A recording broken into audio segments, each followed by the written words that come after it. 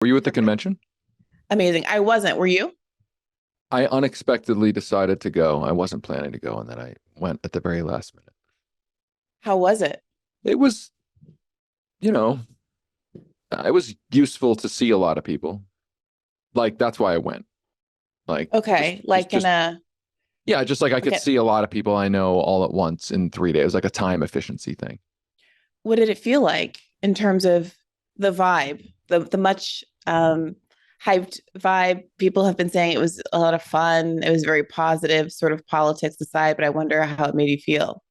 Yeah, it was all vibes. Like the vibe was like the vibe was vibes. Yeah. You know, Yeah. like yeah. I mean, I didn't go, but I was coming back from Maine via Boston. And when I got back to the airport in DC, I was like, why is it so crowded? What are all these people doing here? Why is it so packed? And then I put two and two together and realized everybody was coming back home from the convention. Yeah, And yeah, yeah. even that sort of set me off a little bit, I gotta say. I Yeah. mean, Yeah. seeing people with their Harris Waltz shirts and their tote bags kind of looking at me, I particularly feel, and maybe this is just a me problem, but I feel like people who are wearing merch look at me with the expectation that I'm going to give them a fist bump because I'm a Black woman. And I must be excited.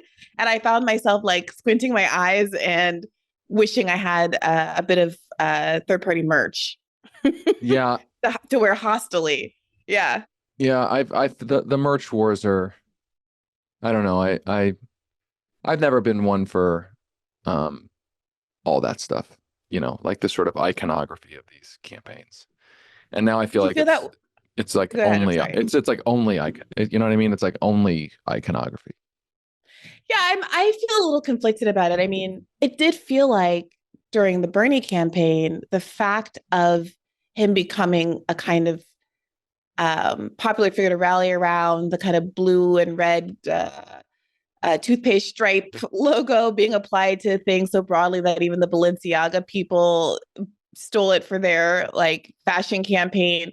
Like it did give a sense of it being like a cool thing, a popular thing to Yeah. be with Bernie. And I think it helped cut through the idea that our beliefs are isolated and fringe. Seeing it everywhere, it felt like, okay, you're not alone for once in believing and supporting and voting for these basic values that were supposed to be core to the Democratic Party, but aren't. At the same time, obviously, an overcommitment to Bernie Sanders as an individual meant that whatever he did, whatever he did or didn't choose to do in terms of endorsements or kind of folding back into the Democratic Party at the end of the day is also what most of his followers did as well. And so it's a catch 22. I do wonder, I mean, are we hating on the coconut pill stuff? And I include myself in that because we're jealous or because we feel like it's kind of apolitical and distracting to people from the underlying politics that she doesn't, or whatever they are, since she hasn't given any interviews. Who knows what they are? Yeah, totally. I'm not mad at the good vibes. I put good vibes in Yeah. quotes. I'm not mad at it. Like Yeah. I think good vibes are better than bad vibes when it comes to not wanting Donald Trump to be president. I don't want Donald Trump to be president. I think it's not an altogether stupid strategy to try to just vibe it out for 12 weeks and try to win. I mean, I have my issues with it as a journalist, like not her not answering lots of questions or really not making herself available for any questions. But I see it as a campaign tactic. It's not an unreasonable campaign tactic. I mean, it's not like the campaign tactic of Hillary Clinton's like not going to Wisconsin, right? It's not like, oh, you're running like a bad campaign. I think the thing that's starting to I said it a while back about Kamala Harris, and I'll say it again, which is that I think she really does have an instinct to articulate things in a compelling way, and oftentimes at first take some really good positions. it's that then she sort of has a tendency to also relinquish those positions or back off of those positions or sort of start parsing those positions. And you saw that with Medicare for All in 2019 when she ran for president. She really gave one of the best answers I've ever heard about Medicare for All. And then she spent weeks kind of backtracking, and her campaign kind of collapsed. And you see an inkling of that now with the price gouging stuff, where she came out and sort of floated that she's going to do some anti-price gouging stuff, which is great. And now she's like not mentioning it as much anymore. And then like some congressional Democrats have said, oh, the plan is dead on arrival. And that's the thing with her. It's like, it's not, I don't think her initial impulses are wrong or bad. But it is like, what happens on the second day, the third day, the fourth day, when the opposition really, really mounts to whatever you say you want to do? That's where I have questions about. And that feels like the most important quality about you at the end of the day. You know, one can credit her with the initial impulse, but how much does that initial impulse matter if the defining characteristic of who you are is capitulating to your donors or your advisors or whomever it is that repeatedly and durably change your perspective to the more conservative establishment view on not just Medicare for All, but seemingly every progressive policy she's ever backed, from being against fracking into now trumpeting her investment in continuing to build Donald Trump's border wall. Right. I mean, why should anyone credit anything that she might say, including this most recent price gouging policy, when the only thing we know for sure about her is that she's backtrack Sally, you know? But this is probably a good place to go ahead. I'll yeah, no. I mean, I agree. And I think that's why a lack of being able to ask her questions about this actually makes it more concerning, that you'd want to probe some of this, and there's no real forum to probe it. And by the way, it's not just the press has no forum to probe it. I don't think she's done, I could be wrong. So if I am, I apologize, but I don't think she's done a town meeting either. Like, I don't think she's taken questions from an audience being like, hey, you were for this, now you're for this. Can you like there's just none of that. And maybe it'll work because it's only an 11-week, 12-week campaign, but and maybe that's the only thing people want to talk about is like how to get to the finish line of the campaign. But I look ahead, 6 months, a year, 4 years, and wonder where this is all going. I think that's right. And I think that it might also work because, I mean, fundamentally, as much as one might be frustrated by her flip-flopping and lack of integrity when articulating what she stands for, if one's view is that the principal goal is to prevent Donald Trump from being in office, and that one would vote for basically anybody in the Democratic ticket, no matter what they say, or no matter how far right they turn to advance that end, then what incentive is there for Kamala Harris or anybody in her position not to do exactly what she's doing? I mean, I don't say that lightly, and I know that we have differed in the past on this question of like vote blue no matter who, and how I've been described just as an accelerationist. But my view has always been, fine, if your goal is to prevent Donald Trump from being reelected, shouldn't we be pushing the Democratic candidate to be the most electable version of themselves, which includes embracing populist policies that would make them more electable, which would include a ceasefire and arms embargo in Gaza, for instance, would include Medicare for All, would include any number of kind of Bernie-style policies that are very mainstream. And then there's an opportunity for the candidate between the time that they are nominated in the election to earn the votes of those disaffected voters who don't want Donald Trump to win. But instead, it does seem like we very quickly get into this place where it's like, oh, well, I don't like what she's doing. I don't like what they're doing. But what's the alternative? Right. And I also think that that the lesson that the Democratic Party is taking away from Project 2025 is the more you say about policy, the more you open yourself up to attack, which I think is sort of a sad lesson to derive from Project 2025. I mean, my lesson from Project 2025 is you don't want to put out a 900-page treatise of super unpopular extremist policy positions. That's probably a bad idea. But it's not the takeaway isn't that you shouldn't put out any policies to my mind. Like, but I think the Democrats see Trump as having put out any policies as aha, this is a cautionary tale about ever articulating anything specific. And again, Yeah. in the context of a 12-week campaign, maybe that's a rational strategy, because the thing is that you usually can't get away with that for a 6-month, 8-month, 10-month campaign. Maybe you can get away with it for 12 weeks. And so again, I don't think it's an irrational strategy. I just think it raises more questions than it answers. So I'm so glad I have you, of all people, here talking with me about this today. David Sirota, I might as well introduce you.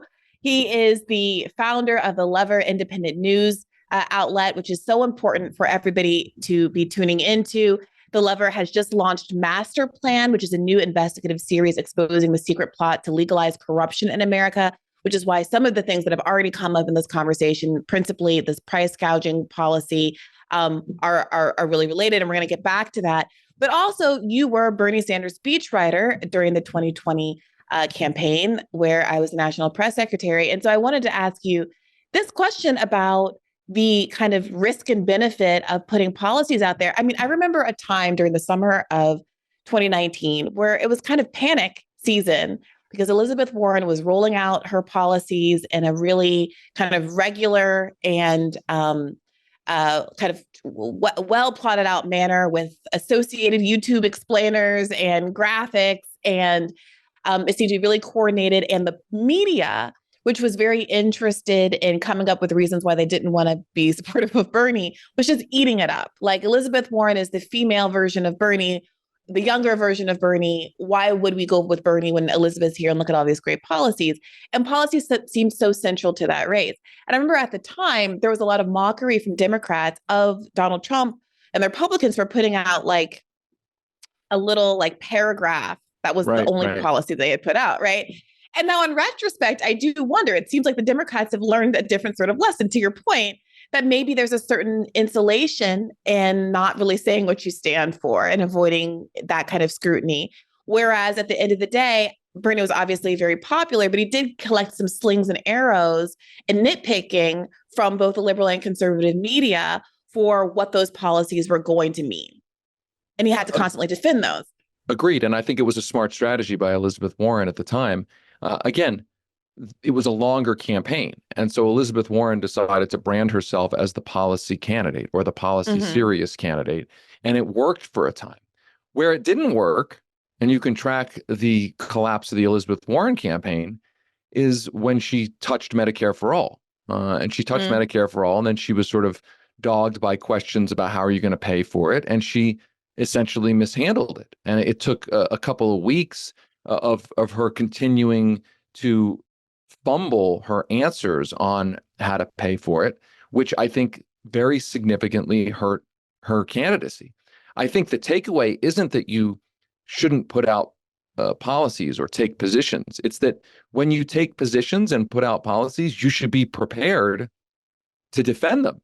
And you should be prepared not just for the first day when you launch them, but be prepared to constantly be answering for them.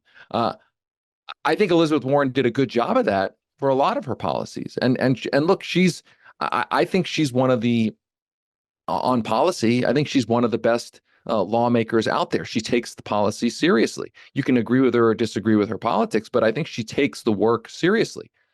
My concern with Kamala Harris is that she's ready to say things and announce things initially, but it's not clear that on day 2, 3, 4, and subsequently that she's ready to fight for them. And I don't mean that in in a commitment kind of way.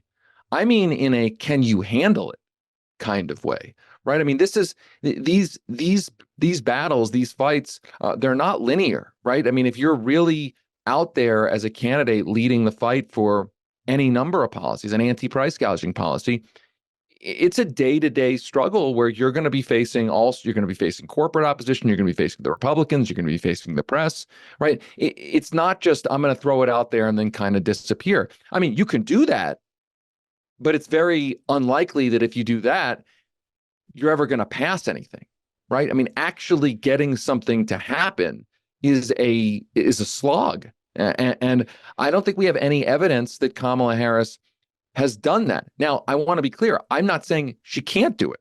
I'm not saying she won't do it. I'm just saying there really hasn't been a lot of scrutiny or battle testing of that. And again, we go back to the question of maybe it's just like, hey, get to the short-term finish line, prevent Donald Trump from becoming president. I think that's a completely rational short-term political strategy. But what I worry about longer term is one of the takeaways from an earlier election in our history, which is I think a lot about 1976.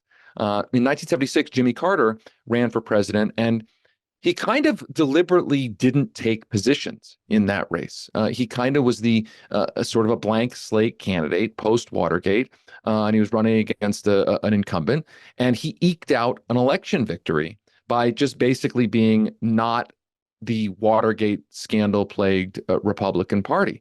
And it worked as a short-term political strategy. The problem is that created a mandate for a pretty directionless administration.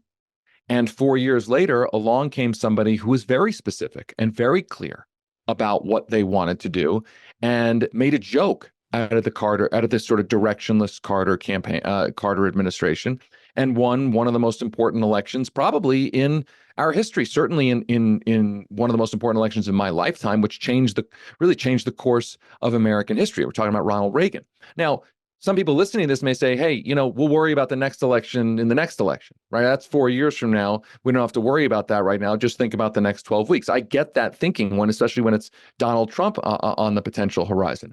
But if you think a little longer term, you have to ask the question, what does a vibes campaign that's pretty blank slate-ish, what kind of mandate does that create? And if it doesn't create much of a mandate, does it run the risk of creating a directionless administration, which becomes not only not effective on policy, but vulnerable to everyone in the Republican Party waiting in the wings for Donald Trump to be gone? Well, David, when I was listening to you kind of lay out the historical example, my thought initially was, well, maybe that's what we're in right now. We're in the Carter administration under the Biden administration, that it was Joe Biden that benefited from the Donald Trump fear of his handling of COVID and the economy because of the COVID and all of those kinds of things, and that he eked out a win in 2020.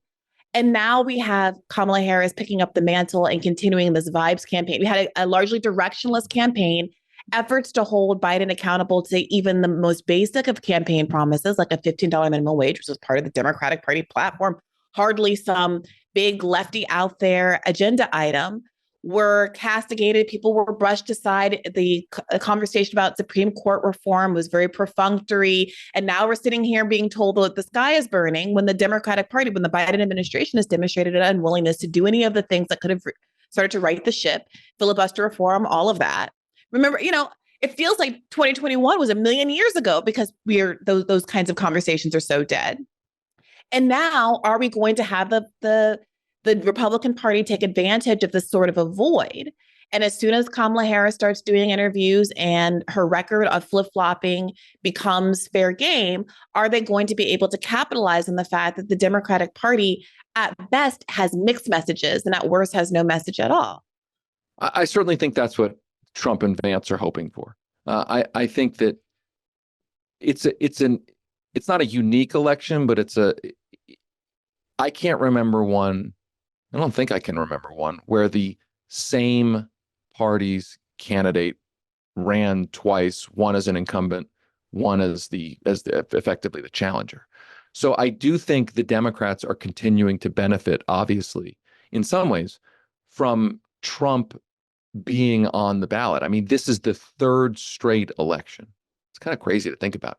The third straight election in which Donald Trump has been the standard bearer of the Republican Party. So I think that has been in some ways a bailout for the Democratic Party, that it is essentially made it easy for them not to have to wrestle with their internal contradictions, because they can just point outwardly at, hey, we don't want it to be this guy. But I was at the Democratic convention, and the thing is that at the Democratic convention, you could see these contradictions right out in the open. It was actually kind of fascinating.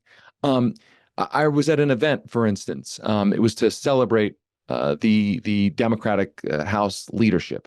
And you could look at the corporate sponsors. And the corporate sponsors, there were clean energy groups, the Solar Energy Industry Association, renewable energy, then a crypto group, then the American Gas Association, some fossil fuel industries. There was Reynolds Tobacco.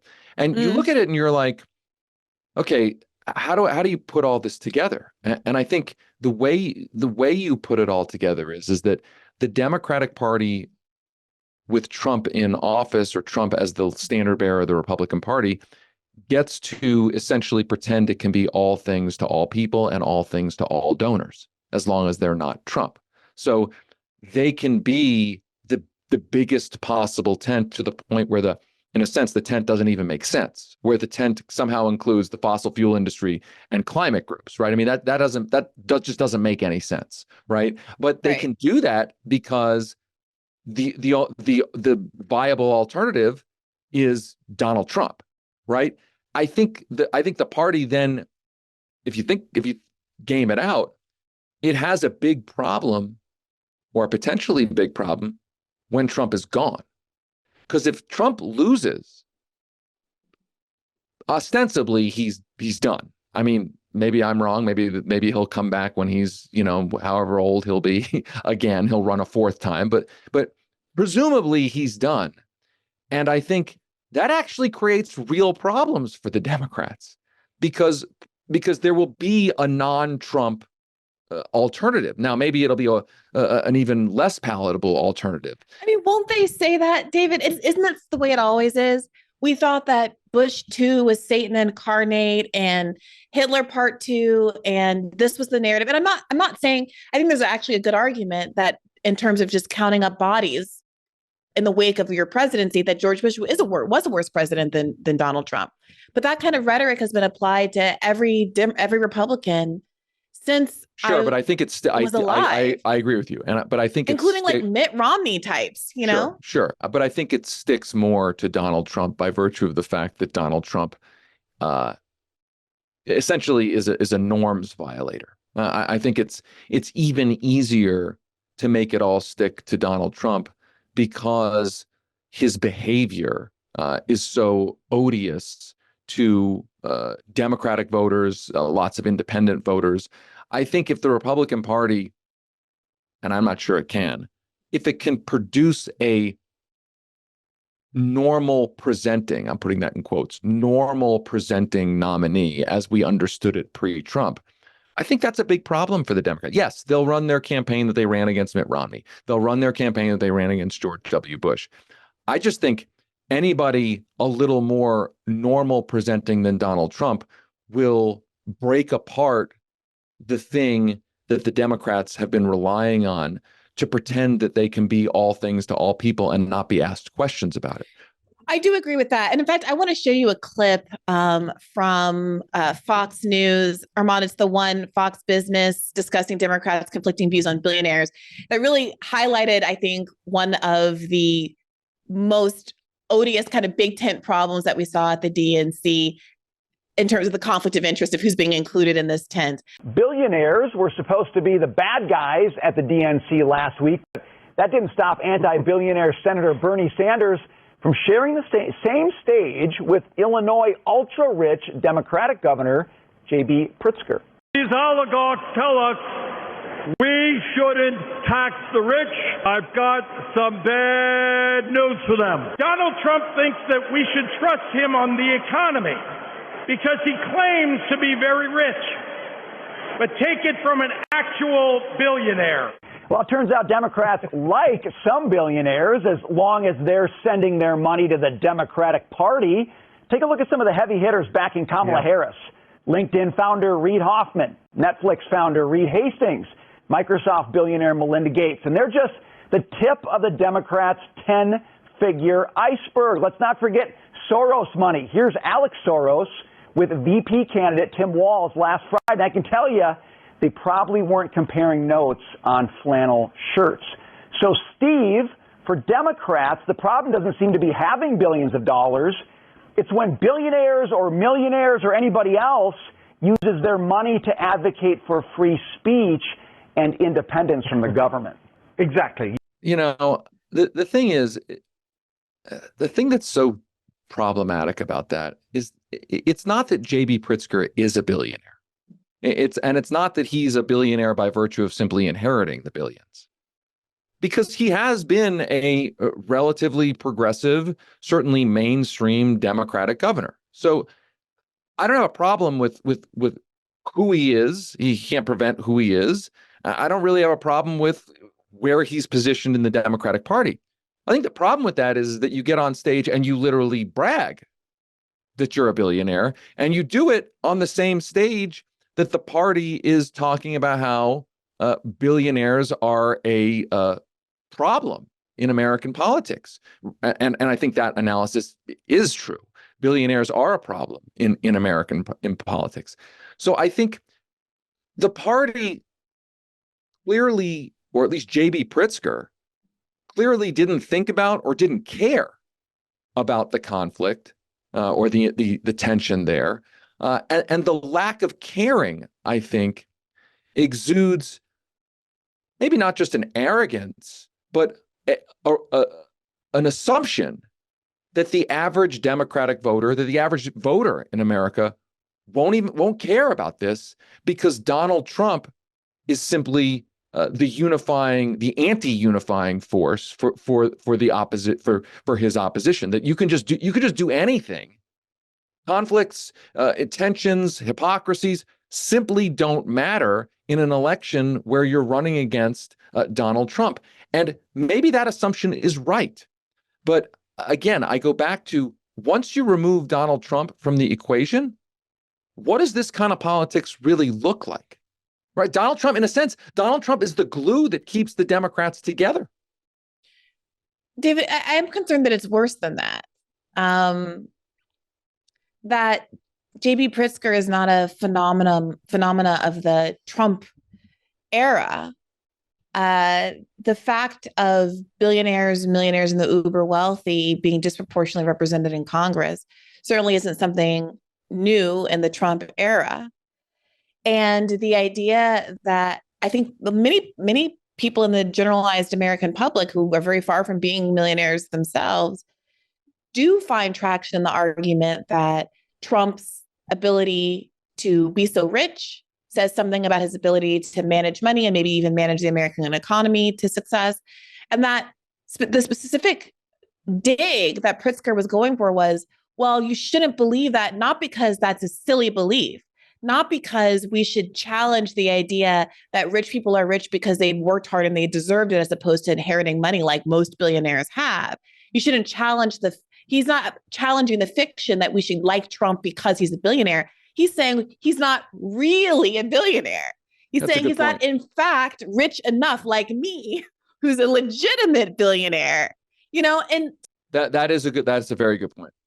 The bigger core problem here, which is that, and to bring it back a little bit to what you've been working on with the Lever and this corruption podcast, is this kind of fundamental question about why politicians are choosing the policies that they choose to stand on and push for. And it brings me back to this question we had in the very beginning, which was, when you're looking in the summer of 2019 and you're seeing Elizabeth Warren have all these great policy proposals and branding herself as this progressive policy woman, struggle to defend Medicare for all, this very popular singular policy, in a way that Bernie Sanders did not struggle to defend Medicare for all.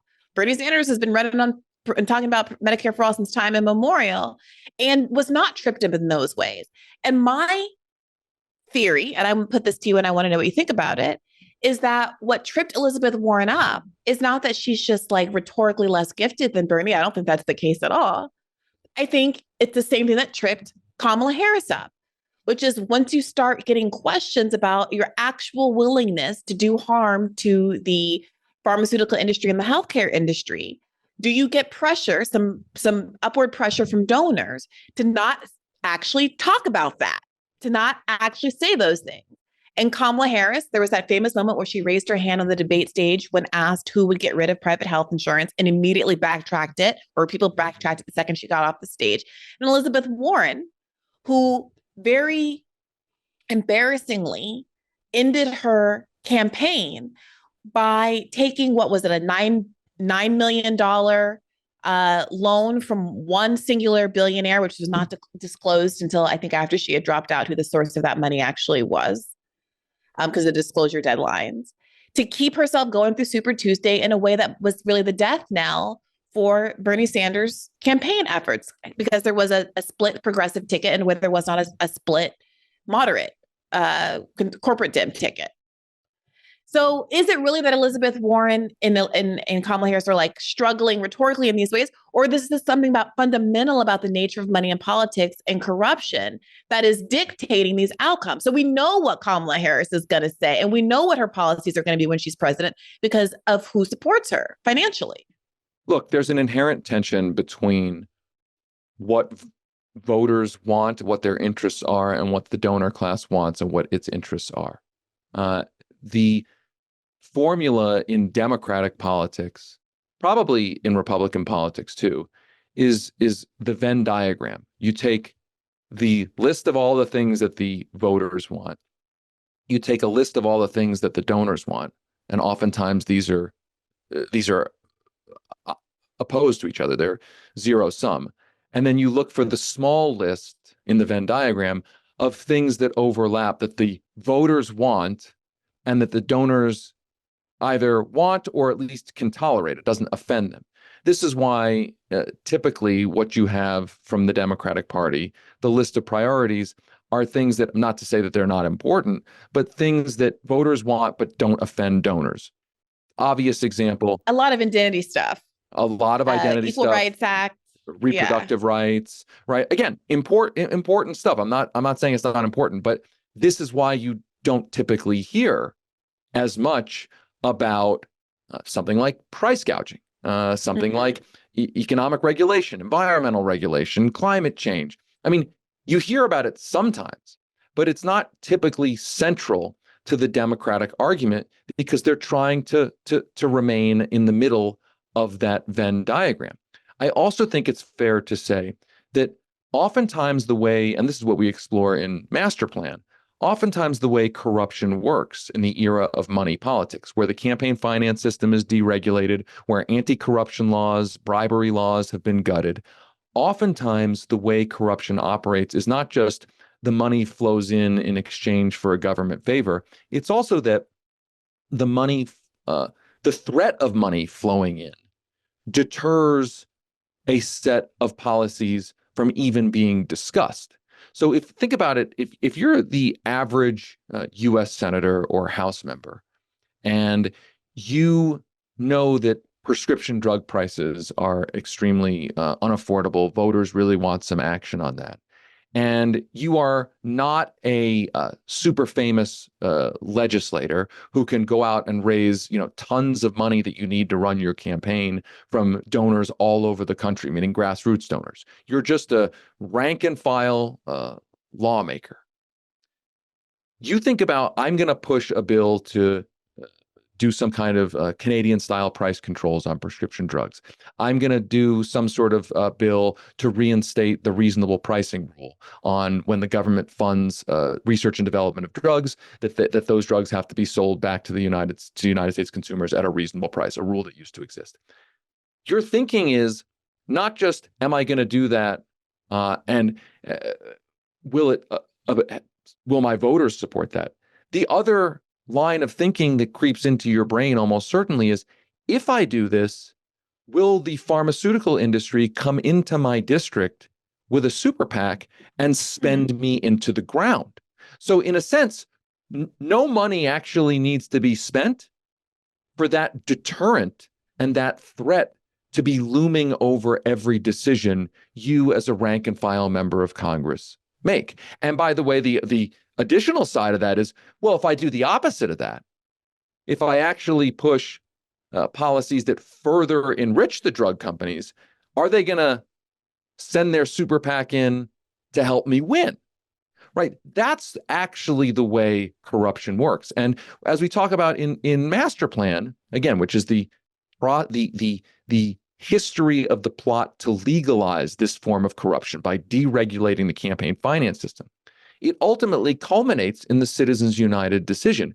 And what's so radical about the Citizens United decision? I mean, functionally, it said corporations and billionaires can spend unlimited amounts of money on politics as long as it's independent from the candidates themselves, which is a fiction, right? The super PAC may technically be independent of that member of Congress, but the super PAC is boosting or opposing that member of Congress. So it really is a fiction.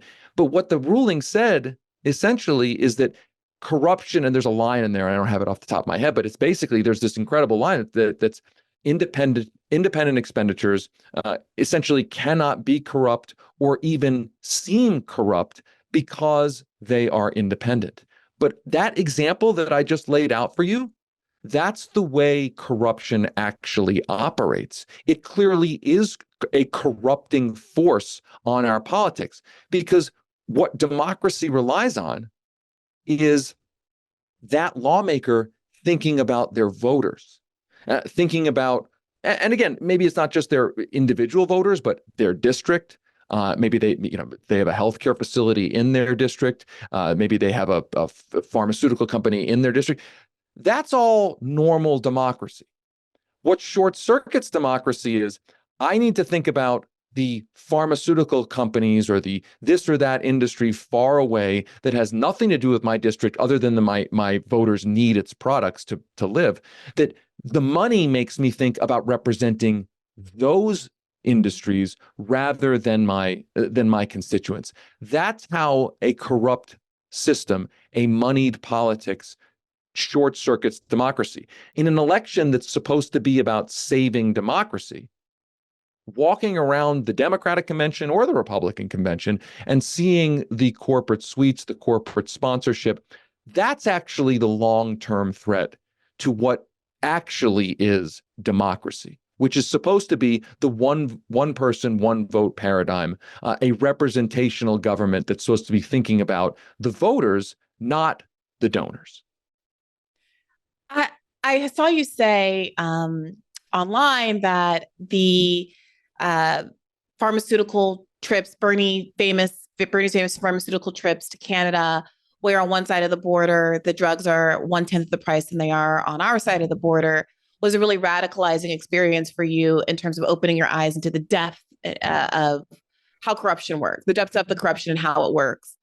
For me, it was learning about the Powell memo from my favorite law professor, John Hanson, who has been on this podcast. And I strongly encourage listeners to go back and listen to that episode. It's one of my all-time favorites.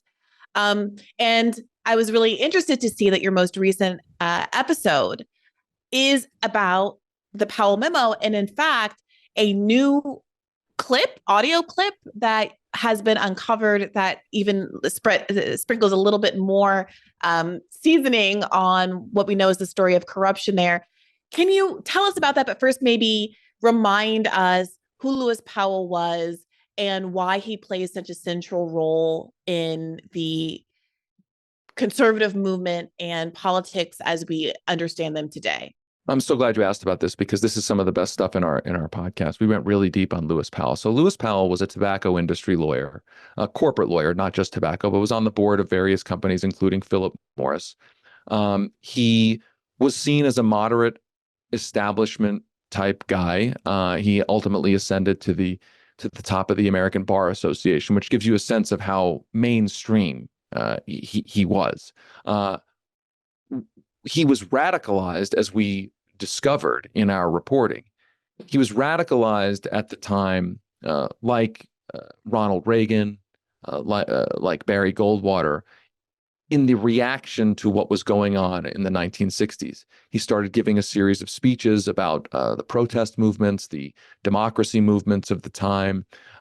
He became a secret source for J. Edgar Hoover, which is important to keep in your mind, because I'm going to get back to that in a second. He authors in early 1970, in 1971, he authors this memo for the Chamber of Commerce, in part in response to the fame that Ralph Nader has achieved in this era. Ralph Nader was on a big story in Fortune magazine. Ralph Nader was a celebrity. Ralph Nader was notching all sorts of victories for the consumer movement, the environmental movement, et cetera, et cetera. Powell authors this memo in sort of this climax of responsive government. And it's important to contextualize this. The early 70s, I mean, think about what had happened in the last few years from 1971. Medicare, Medicaid, the Voting Rights Act, the Environmental Protection Agency is created, the Clean Air Act is, right? I mean, this is a government that it's hard to even imagine a government being that small d democratically responsive to what people wanted. Powell authors this memo that says essentially corporations and oligarchs need to invest seriously in the political system, to take over the political system, because the political system is essentially under attack. And he outlines all different ways to do this. Now, 3 months after Lewis Powell writes that memo, and the memo starts going viral among the business elite, he gets nominated to the Supreme Court. And he sails through his confirmation with only one person voting against him. It was a near unanimous vote. And what we learned is that the FBI omitted the existence of the Powell memo in its report to the Senate, and that had that memo and been part of that report, it's very likely, if you think of the Senate at the time, the Senate in opposition to Richard Nixon, a Democratic Senate, a lot more liberals, progressives of the era, essentially, dominating the Senate, he might not have sailed through confirmation. Now, why is that important? Because after he gets onto the court, here's some more stuff that's never been reported. The Chamber of Commerce, there's been some debate. Oh, the Powell memo was just basically like a Reddit thread from a random guy. It didn't really matter. There's been a little bit of that. Liberals have blown it up too much. We've uncovered lots of documents about the task force on the Powell memo, which the Chamber of Commerce created, a panel of some of the most powerful executives from some of the biggest corporations in the country, a series of meetings plotting how to implement the Powell memo. One example, they talked a lot about gutting the post-Watergate campaign finance reforms. And they ultimately slipped into the post-Watergate campaign finance reforms. They ultimately slipped in a loophole that created a way for businesses, corporations, to create political action committees. I mean, it was the original sort of sin of the modern era. As they're pushing to deregulate the campaign finance system, well, who's on the Supreme Court? Lewis Powell, now safely on the Supreme Court. The report omitted from the Senate report. The news publicly of the memo only came out a year after he had written it in the press. Lewis Powell's on the Supreme Court. The legal movement that's inspired by the Powell memo, directly inspired by, ends up quickly securing the Buckley v. Valeo case, which was a radical doctrine originally pioneered by John Bolton. Okay, the same John Bolton and Ralph Winter. It was their big thing. Money is speech. Money doesn't buy votes. Money buys speech. And they orchestrated the Buckley v. Valeo case, which enshrined what was then a radical notion, into law. Lewis Powell is on the court. And then Lewis Powell, soon after that, with behind the scenes lobbying at the court. We have the documents, we talk all about it, memos, et cetera, et cetera. He takes an obscure campaign finance case out of Massachusetts and engineers it to extend free speech rights for people to corporations in their spending in elections, a case called the Bellotti case. So in a sense, Lewis Powell writes the memo, articulates how to the necessity for a corporate takeover of the government with a focus on political involvement, campaign finance. And Lewis Powell then is in a position, once he inspires that movement to legalize corruption and deregulate campaign finance, he's then in the position to execute the key part of that plan. And that Bellotti decision was the basis for Citizens United, a decision written by the direct successor on the Supreme Court to Lewis Powell, Anthony Kennedy, himself a former corporate lobbyist. I realize I sound like Donald Sutherland on the park bench in JFK. Okay, like I realize I sound like I'm like at the chalkboard. I'm like going insane. But like it's we've spent 2 years reporting this. Like everything I just said, you will hear about in our podcast. You can find the documents on our website. Like we went really deep. And the thing that you mentioned, I forgot to say, the thing that you mentioned, that was the most exciting thing to find, because it was sort of like the icing on the cake. Right. We found a vinyl record album. Okay, this has been an urban legend that Philip Morris did a send-off party for Lewis Powell, sending him off to the Supreme Court. It was kind of an urban legend. Like, did this really happen? Did it really, like, what is this? In a dusty box, we found a vinyl record of the Philip Morris send-off party for their fellow, now then former board member, Lewis Powell, to the Supreme Court, in which they give him a judicial robe emblazoned with the company's cigarette brands. The event is emceed by then CBS News anchor Walter Cronkite, who does a send-up of his weekly television show. Cronkite had a weekly television show too called You Are There. They do a send-up of You Are There, a You Are There episode deifying the life of Lewis Powell, narrated and emceed by the anchor of the biggest television news station in the country. Now, I mean, think about what the modern equivalent of that would be. It would be like, Sam Alito gets nominated to the Supreme Court, and like Lester Holt, or I don't know who, like Tom Bro, whoever's like they are the MC of the send-off party, sponsored by the corporation, in that case, the Tobacco Corporation, that is celebrating getting their man on the Supreme Court. I mean, it's like mind-boggling. I mean, it is mind-boggling, but David, on some level, I think it's not so difficult to imagine a very prominent, and frankly, I can see this on both sides of the aisle, but for the sake of argument, since, the corruption of these conservative justices has been so front and center, the idea of, a high profile conservative host like Tucker Carlson, who until recently was the, kind of most popular host on the most popular conservative news show, being found out to have celebrated in a private meeting Brett Kavanaugh's confirmation to the Supreme Court. Brett Kavanaugh having worked for, I don't remember that much about Kavanaugh's biography at this point, but that's not the most outrageous. No. I mean, I kind of presume that sort of thing happens, but frankly, you put it all together with, he wrote this memo, right? I mean,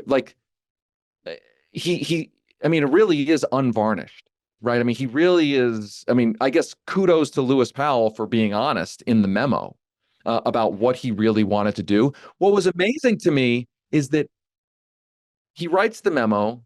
It gets buried by the FBI to make sure which makes sure that he gets confirmed. He then engineers these radical rulings. And when he then retires in the late 80s, he is constantly remembered as, he is constantly referred to as by the press, by the way, throughout his whole term, as the most polite, moderate, exemplary judge you can imagine. And look, I do think, there's this old adage that the Federalist Society folks use, which is, you have to be conservative enough to get nominated and seem liberal enough to get confirmed. And I think Lewis Powell is kind of the originator of that, right? I mean, he did a good job of like play acting as this moderate, and to be clear, on some social issues he was moderate. Roe v. Wade, he voted for the pro-choice side, but on corporate issues, I mean, you put a tobacco lawyer, a corporate lawyer on the court, you're going to get corporate rulings. But this is the issue. This is what it always is. And then the Democrats have, I think, so okay, two things. To finish that point, the problem is, I think the concern is for many leftists, is that the Democrats have been able to shield themselves and disguise the extent to which they have started playing what has historically been the more conservative game in terms of corporate donations and basically succumbing to the reality of how much influence money in politics has by using these largely identity-based protections as a way to differentiate themselves from Republicans. So again, it's not that these things don't matter. But the reason why Democrats just sound like they're on a skipping record talking about the Voting Rights Act and the ERA and abortion rights, and intersectionality had a moment, I guess, in the Hillary Clinton era, is because those are non-economic, largely policies that are toothless with respect to changing the structural economic imbalances in our country that would actually be a threat to corporate America. And so we are caught in this catch-22 every year where we're told, sorry to be this person, but we're told, here's a community whose rights and interests are hanging in the balance unless you agree that we should be right-wing conservatives with respect to economic policies in the United States of America. And what it's interesting to watch Kamala Harris in this moment throw out a little kind of economic populist chum to the crowd and say, we're going to do some price controls.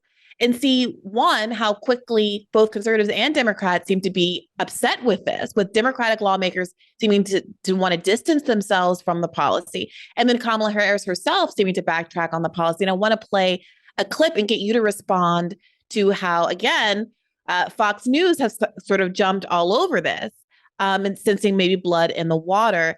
This new problem for Kamala Harris. Politico reporting House Democrats behind the scenes now openly dismiss and criticize Kamala Harris and her over-the-top demand to get big government to crack down on groceries over her dubious claims of price gouging. Hillary Vaughn live on Capitol Hill with the story. Hillary, you've been doing great reporting on this. So interesting, this. Thank you. Good evening, Liz. Well, even Vice President Harris has some Democratic doubters that her price gouging plan of attack would actually work because some of her former colleagues in Congress doubt it would have a shot to pass through both chambers and actually make it to her desk if she were president. According to Politico, multiple Democratic lawmakers told them that Democrats in Congress have privately been telling critics that this part of the Harris plan is not viable. Rather, they've argued it's a messaging tactic, a way to show that she understands food prices remain an economic burden for many Americans and to redirect voters' anger about inflation to corporations. But that closed-door skepticism from some in Congress is being kept quiet, while publicly Democrats have been parading around Harris's plan as the best way to bring down prices. I don't understand where this so-called vagary comes from. She released a pretty specific, detailed plan on a lot of her economic agenda, actual laws to stop price gouging. Kamala is ready to take on grocery prices. And the way she's going to do this is she's going to take on those companies that are just out there price gouging. There's a couple things that are important. I think that we're now in a moment in which the presidential candidates can raise so much money across so many different industries and across the grassroots that, in a sense, and I'm just sort of theorizing here, but in a sense, I feel like at this point, whether it's Joe Biden or Kamala Harris or anyone else, because they can raise so much money, no one industry really has as much leverage over them. And I think it's important to distinguish between the politicians in the Democratic Party who are either running for president and are inherently famous or have their own independent bases of support and fame, AOC, Bernie Sanders, that allows them to be independent or more independent of brassly transactional politics. And I think when you hold that in your mind for a second, it makes sense that Joe Biden can put someone in like Lena Khan to the FTC who's going to piss off various corporate sectors that fund campaigns, because Joe Biden or Kamala Harris on price gouging don't have to worry as much about any one individual industry or donor, right? They, like, Kamala Harris doesn't really have to worry about, from a financial funding my campaign perspective, Kroger and Albertsons, who are pissed off about the grocery pricing stuff, because she's raised $500 million from Vibes, from hundreds of millions of dollars from the grassroots. But what that clip that you just played spotlights is that modicum of independence does not extend to the average rank and file, lower profile congressional Democrat who needs to rely on that transactional money. That's really where I think the corruption and money politics is actually, in some ways, most acute, with the chairman of the House committee or the chairman of the Senate committee or the key legislators that can't just go out and raise tons of grassroots money from their fame. They actually are bankrolled by a certain specific set of industries and therefore are willing to go to bat in an obstructive kind of way for those industries. So think about it. Kamala Harris has raised $500 million, hundreds of million dollars from money is not going to be a problem in her campaign. So she doesn't feel deterred to go out and pay some lip service to anti-price gouging measures aimed at the grocery industry, right? But there are members of Congress who get lots of money from the agriculture sector, the food sector, the grocery industry, who know that if they don't go to bat for those industries, they could get thrown out of office easily. They're not famous. They don't have tons of money. And I think it's almost like if you go down one level from the top, it's not to say there's no corruption at the top. Obviously, there's corruption at the top. But if you go down one level where there's less public scrutiny, the devil's in the details, that's where this kind of transactional corruption gets really ugly and really nasty. And I think it's important to recognize in that clip, and it's not to absolve Kamala Harris, it's only to say that opposition coming from Democrats in Congress, that's sort of that's the tell. That's where the money is talking. So I agree with you in some respects. I think I've often pointed out how many Black lawmakers, frankly, are on the wrong side of progressive issues or are frankly corrupt. And I'm not saying because they're Black, but because they're disproportionately from low-income districts. And when you look at where their money is coming from, it's like the real estate industry and Coca-Cola and all of these industries that particularly prey on Black people and poor people in this country, disproportionately Black poor people in this country.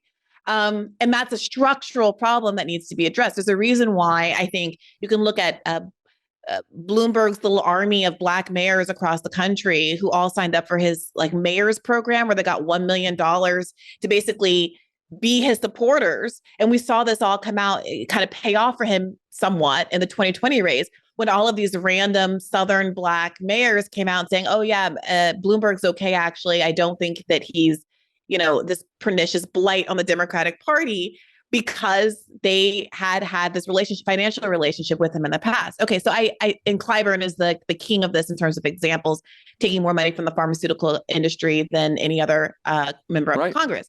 That being said, in this instance, specifically what so many of these junior lawmakers or less independent financially lawmakers are saying is don't worry to the industry folks. Sure. Don't worry, this isn't going to pass anyway. And that's a different brand of kind of Democratic kind of messaging, massaging, and control. The Democrats play this game all the time, meaning I'm not presuming that Kamala Harris and her team don't understand the dynamic. In fact, I presume quite the opposite. Kamala Harris's team knows they can go out, get a vibes boost from talking about price gouging and anti-price gouging measures. And they also know the opposition to that, to actually making that happen, will emanate from their own party in Congress. I mean, you could take this example to any example. Like Joe Biden knows he could run out and say, I'm for the minimum wage, but I can't do anything because of the filibuster. Right. I mean, it's another version of the rotating villain. I mean, the Democrats play the rotating villain. The rotating villain game is a version of corruption. I mean, it certainly serves corruption. And so I think that's an obvious game. And I think what I'm trying to say is that the average rank and file member of Congress, that not AOC, not Bernie, the average, your local congressperson, I think, whether they are evil or villainous, or they are simply just trying to operate in the system, in a sense, and I'm not absolving them, but the system does encourage this. The system almost makes this kind of politics necessary to get elected and remain elected. So I think that raises the question, I'm sure a lot of people are wondering, well, okay, you've just told me how the system works. Like, what's the answer? Like, how do you fix that? Okay, so let's say one way I don't think you can fix it is, I don't think every member of Congress can become famous and have their own independent base of grassroots funding support that's enough to be able to run a well-financed campaign. Having worked on campaigns, I don't buy it. Right. I mean, campaigns are simply too expensive. And also, David, there's an argument that even those that you've mentioned that are relatively independent have been disappointing to the left insofar as they have dropped their championship of various issues. AOC, I'm sorry, doesn't talk about Medicare for all, any of the issues that she once ran on. For sure. The issue of Gaza and the choice to endorse Biden 18 months ago, or however long it was ago, before there was a primary. But I guess all I'm saying, I'm not talking about any individual like Bernie, AOC. My point is that Bernie and AOC as examples are certainly in a better position to push back against corporate power and the donor class if they want to, than the average rank and file member of Congress by virtue of their fame. Okay. So one answer is not, I just need to have my local congressman become more famous to be able to find a more independent base of financial support. You can't do that across hundreds of members of Congress. I think what you can do is start to think about getting serious, as I think it's 14 states and 26 cities have done, about public financing of elections.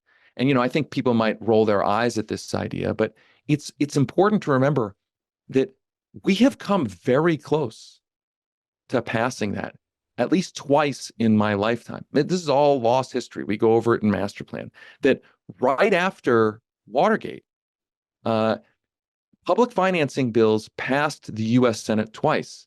And then right after the Keating 5 scandal in the early 1990s, Congress passed a version of congressional public financing of elections. And it was vetoed by President George H.W. Bush.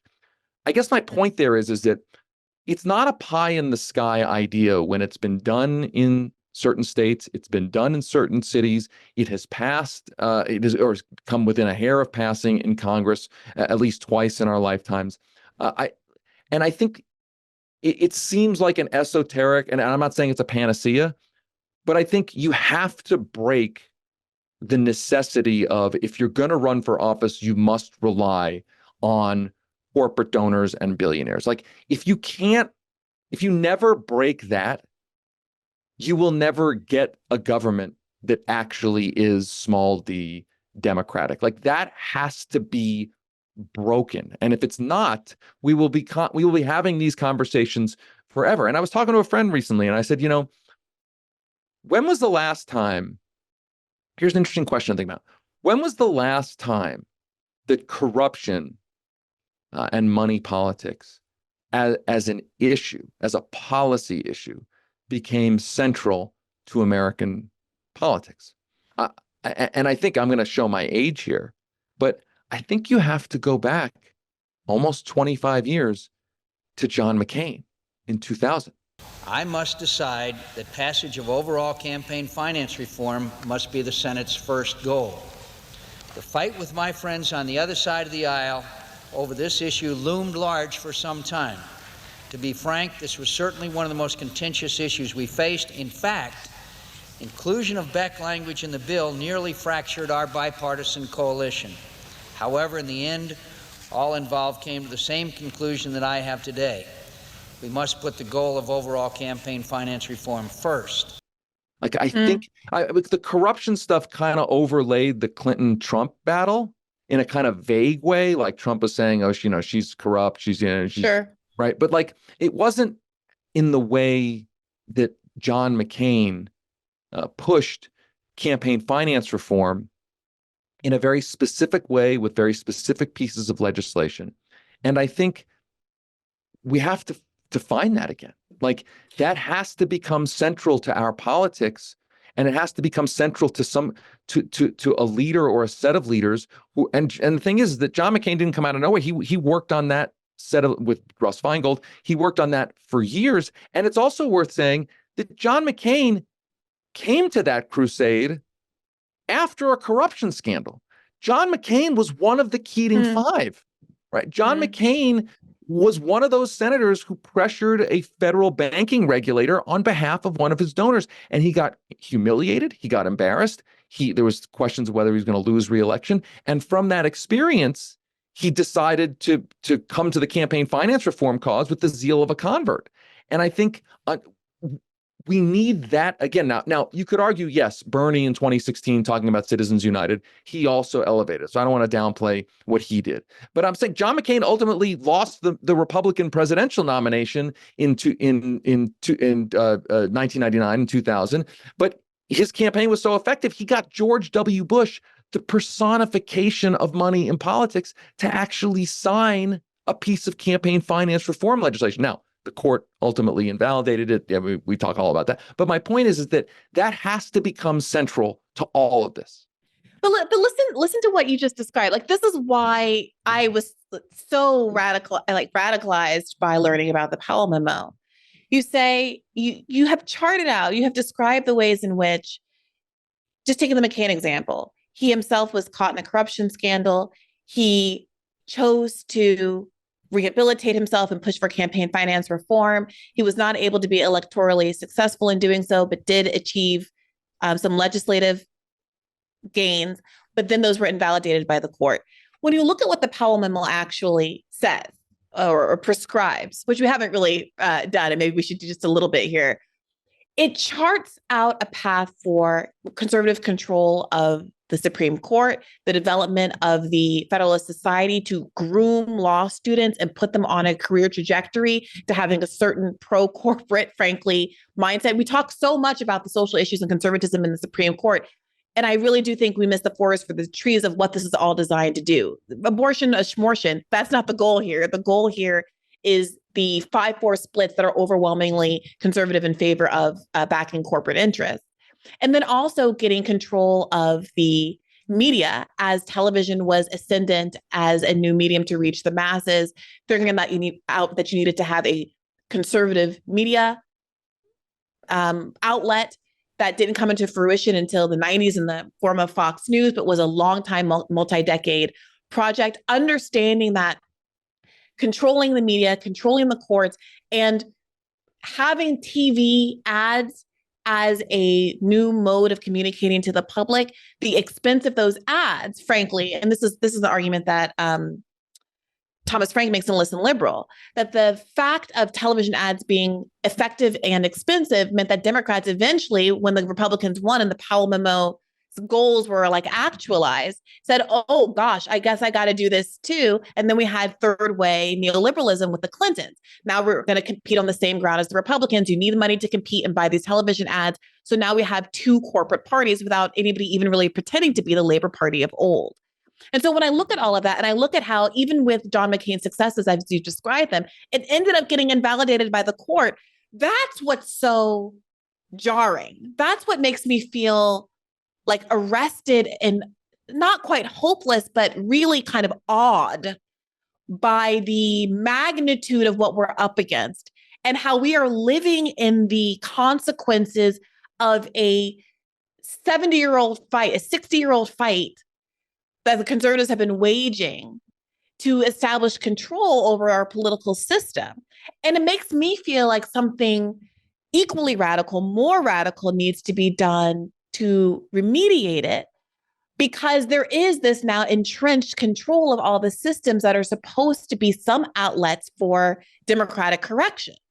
Well, I mean, your point about the judiciary is really important, which is that, I remember as a younger person not understanding when I worked on Capitol Hill. I hadn't fully thought it out. Really. Like, why is Mitch McConnell so focused on judges, judicial? It's just obsessed with it, right?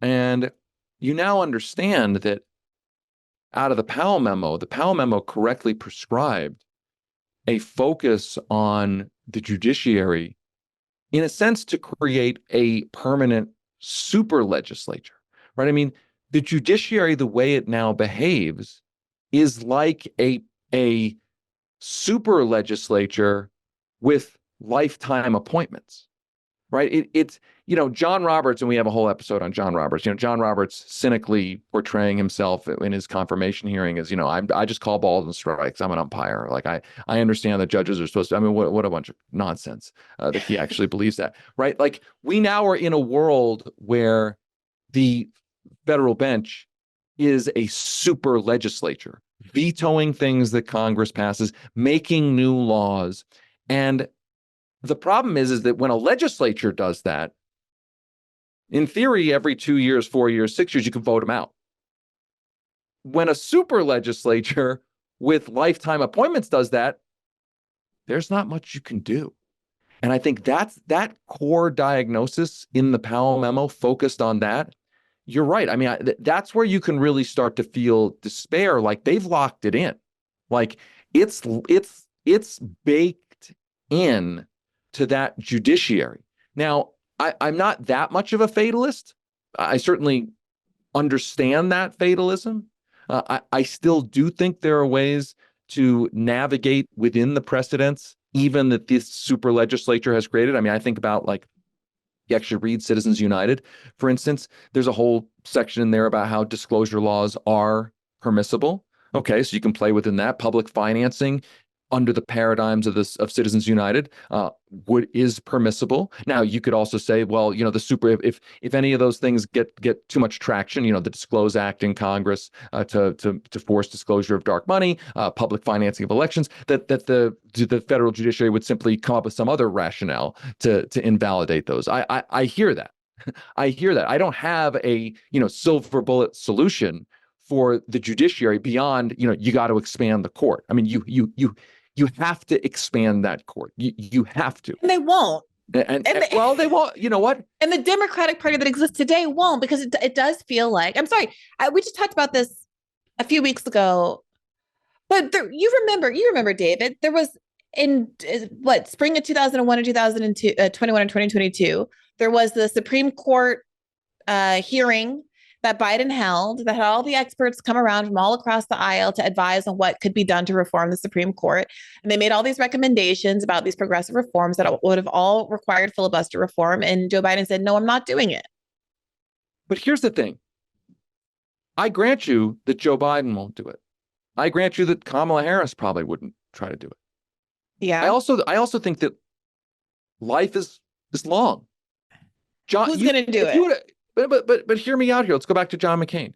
If you would have said to somebody in the middle of the Keating 5 scandal that John McCain was going to be the champion and successfully pass the most far-reaching campaign finance reform legislation at that point in modern history, you would have said that's ridiculous. Like, of course, that's not going to happen. There's no way, right?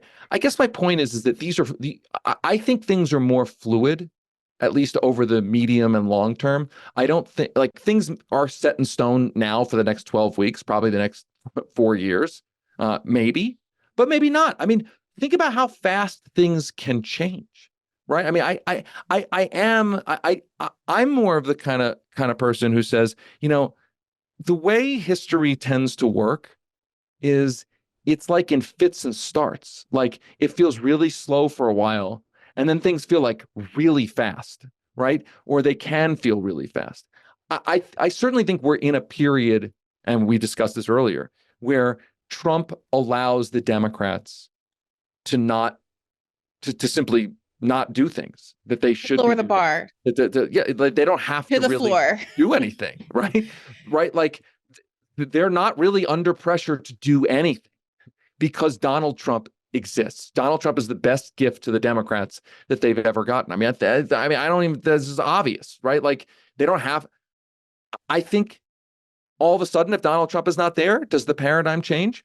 I'm not wish casting here. I'm saying maybe things do change. Maybe, I mean, if we're really talking here, the thing that I kind of grieve is that I do think there's a correlation between how far and how fast parties change and how often they have and how much they allow contested primaries. And I think one thing that we look at right now is it's very possible that the Democrats will not have a truly open and contested primary until 2032. Now, Play that out. So you mean because we didn't have one this year, then Kamala will have her second term, she'll get ostensibly. Exactly, right? And then, I think that gets us to 2032. So then that means... Oh, God, because it's already 2024. I'm like, wait a minute, David, play out the next 20 years for me because I forgot that we're already in the future. And by the way, it could go farther than that because, maybe her vice president is considered the most popular. There's no contest there. And I think that what's lamentable about that is not, I'm not, disrespecting Kamala Harris. I'm not disrespecting Tim Walz. It's only to say that the primary process tends to be the cauldron for a more accelerated form of change. I mean, think about it. 1968, Gene McCarthy challenges Lyndon Johnson, which compels a much more vigorous anti-war debate in the country, which granted Hubert Humphrey lost, but Richard Nixon had to take the position that he's going to end the war, right? You take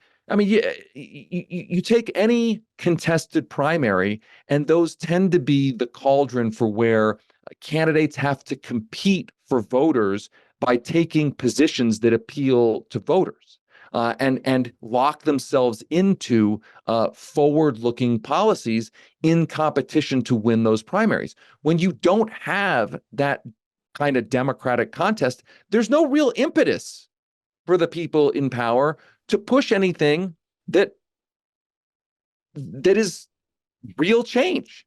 So when I look at what's happened, where, let's say Joe Biden ran for re-election, and let's even say that he won re-election, you probably have a contested primary in 2028. I don't think Kamala Harris would have been the presumptive, there's no primary contest in 2028. I don't think that would have happened.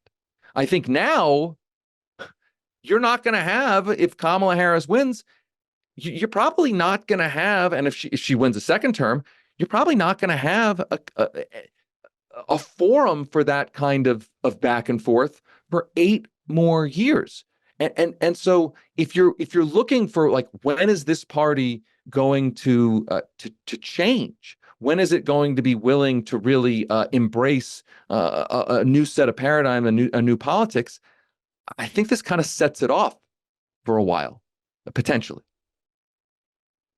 Yeah, I think that's right. I was really heartened to see today, somehow I had missed this, that the Black Lives Matter organization had put out a statement saying that they didn't endorse Harris and complaining specifically about the lack of a primary process and how anti-democratic it was.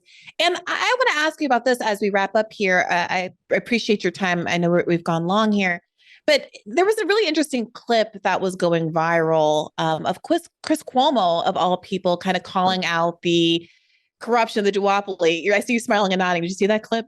I saw it. Here's the answer to a very frequently asked question.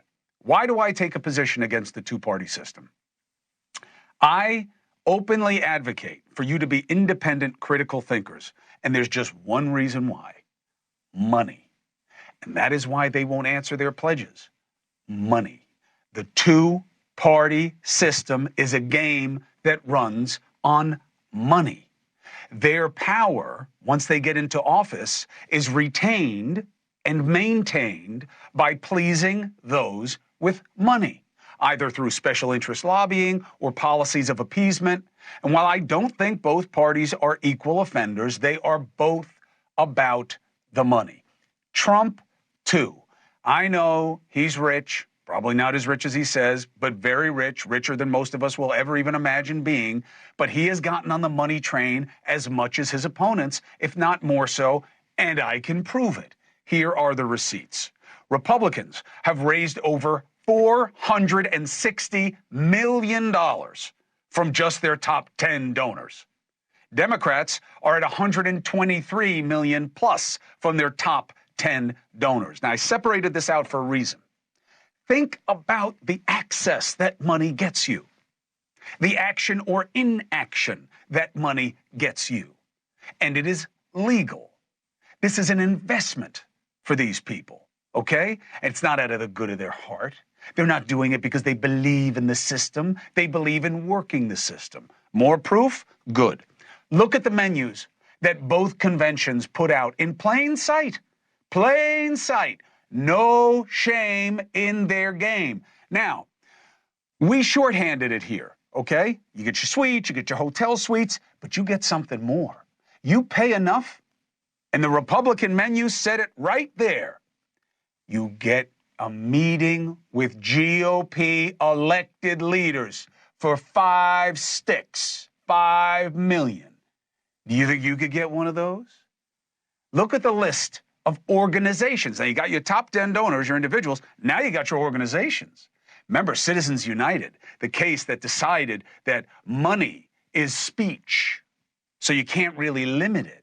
And that gave us the birth of the PAC and the Super PAC. Look at the organizations. The R is Republican, the D is Democrat. Look at crypto, $90 million. You wonder why Harris is talking about crypto? Huh? You wonder why people on the right are like, oh yeah, we got to talk about crypto.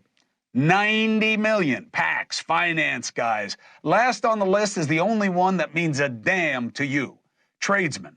And by the way, they're not getting their money's worth in terms of encouraging training and populating the next generation of members of the trades. You know, for every 2 that retire, they're only replaced by 1. Now, here's the part that burns me the most. Both sides love to brag about how small donors are really where we're getting our money from, as if they were about the people, therefore, right? Democrats have $290 million in big donations, but over $200 million in small. That's under $200 a person. Trump has only $83 million in small donations, what I thought is interesting because he's supposedly a populist. So why doesn't he have, more regular people donors? But of course, it's all a farce, right? It's a farce that, because the numbers are almost equal for Democrats, that there's almost equal focus on you and the deep pockets. Give me a break. These are the facts, not feelings. Those are dollar amounts. And the reality is as obvious as the numbers. The conclusion for me, the money is what matters. $300 million we spent in the year 2000, and that was a lot. $10 billion is the estimate for 2024. This is not about inflation. It's not about any of that. It's about just straight up greed and money grubbing, and they are all in on it. Do you understand?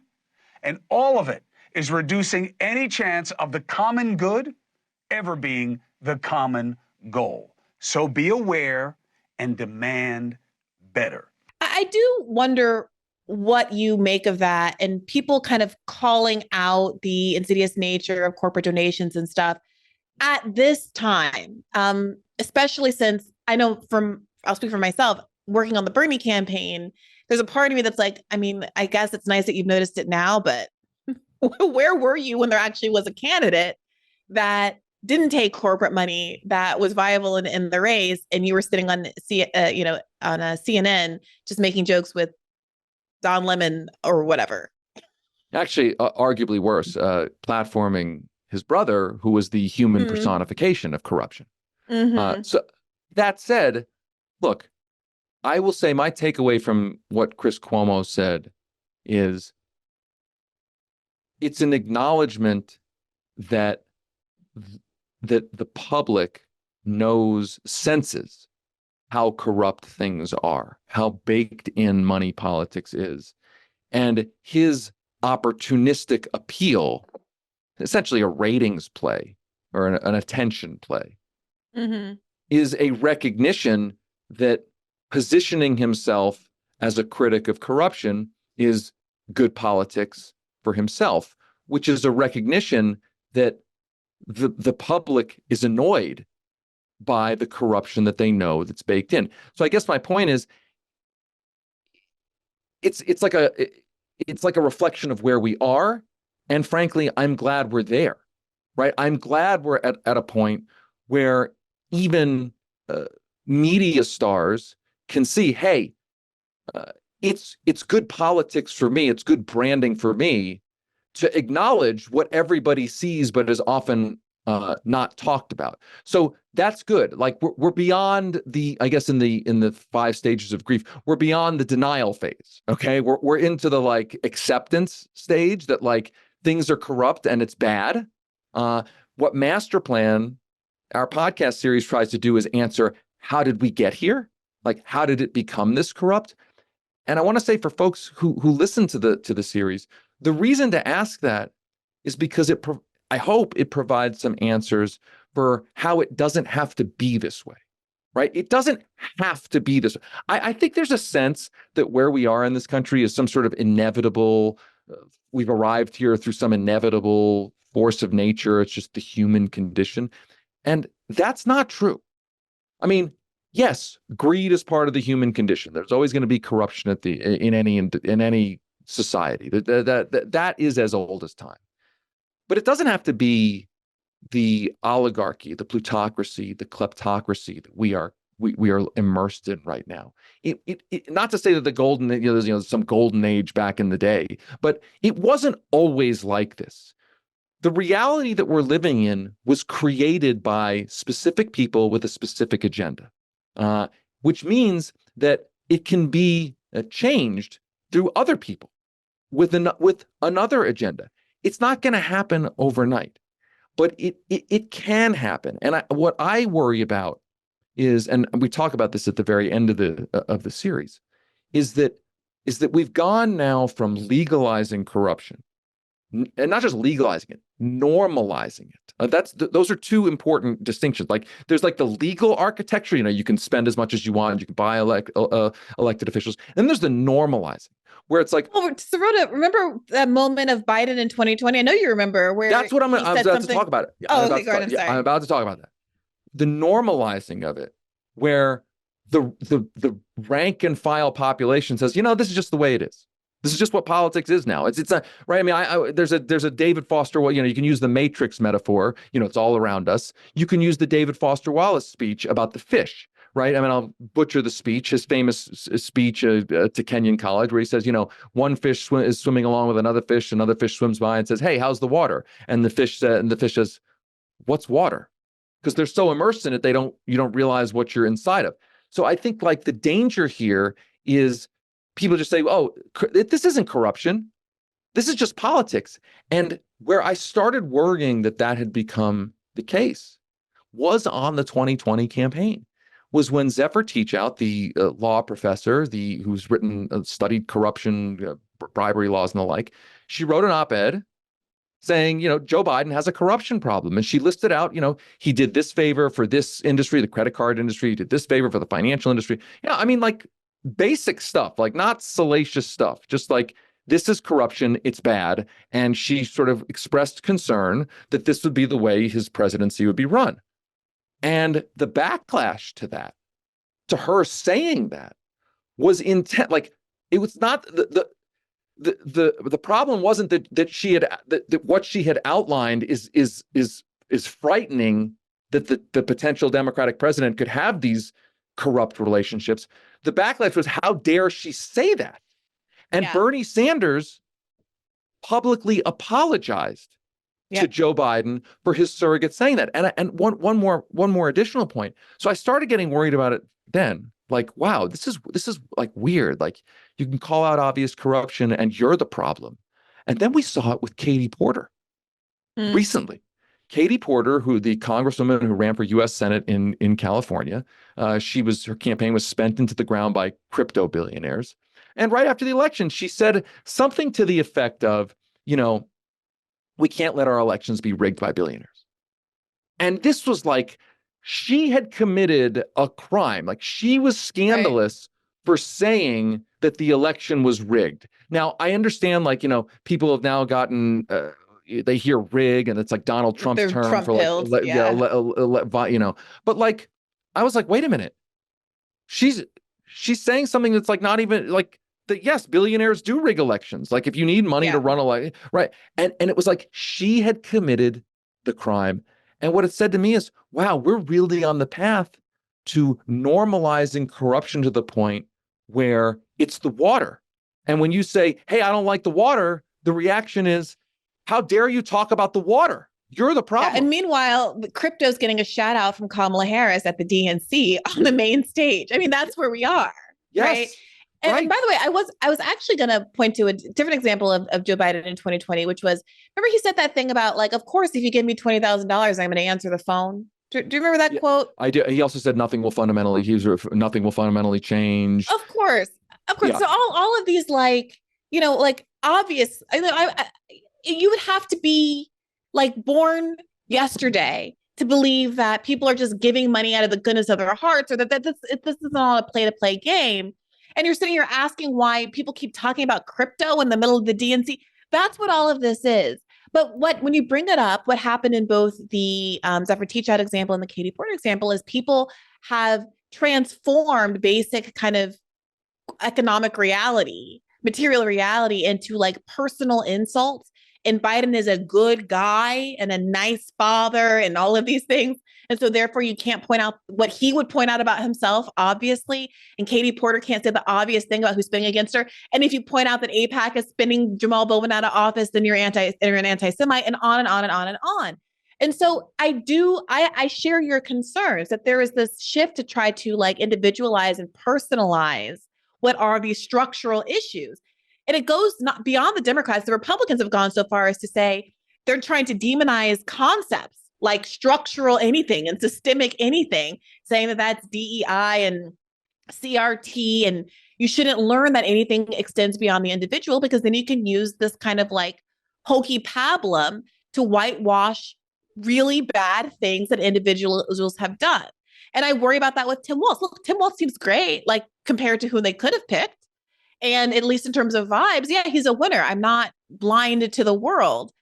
But I'm concerned that when the day comes that he co-signs a bad decision that Kamala Harris makes, because that's the nature of the Democratic Party and that's the nature of the criminal industrial complex. Yes, but the military industrial complex, that it's going to be, well, I got my camo hat, so I can't criticize this guy.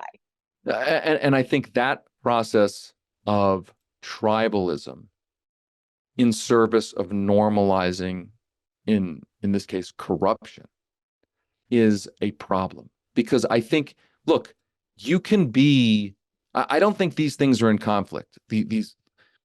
I don't want Donald Trump to be president. I think the Democrats in this election are the only viable way to stop him from becoming president.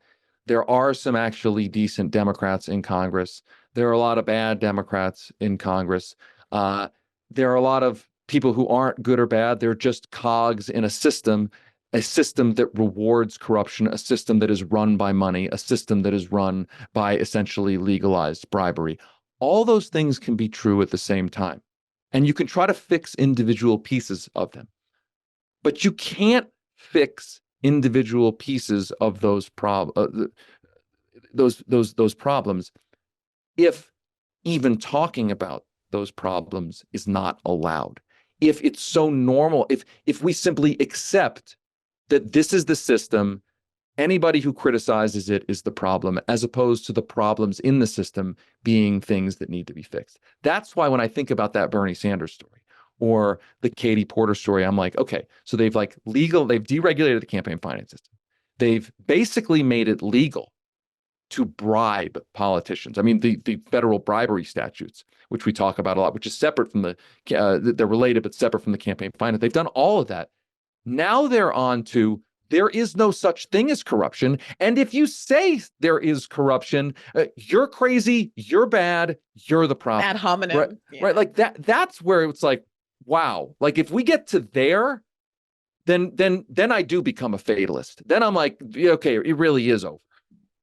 Well, look, I'm not a fatalist. I want to be really clear. When I talk about the magnitude of what we're up against, it's not because I don't think something has to be done about it or can be done about it. It's because, frankly, I think that my opinion that I've come to is that voting for Democrats isn't going to do it. Because the nature of this system means that you cannot become empowered as a Democrat without bending the knee.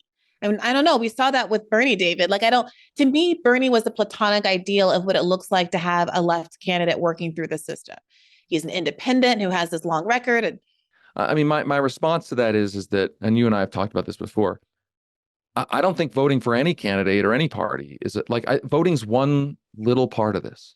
Like it really, sure, to but I my think mind, that it's like one having more parties, making the Democratic Party feel like it has to move to the left because people are signaling a willingness to vote if there is a more left candidate on the ballot. I certainly think this country would be a much better place as a multi-party country. I certainly think that's indisputable.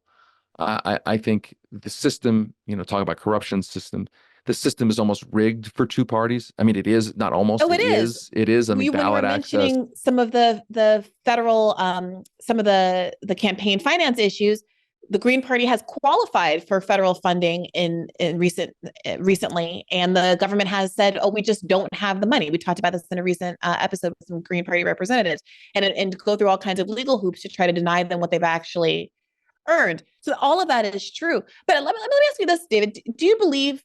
What do you think about the ratchet effect? Do you think that is kind of a accurately described phenomenon?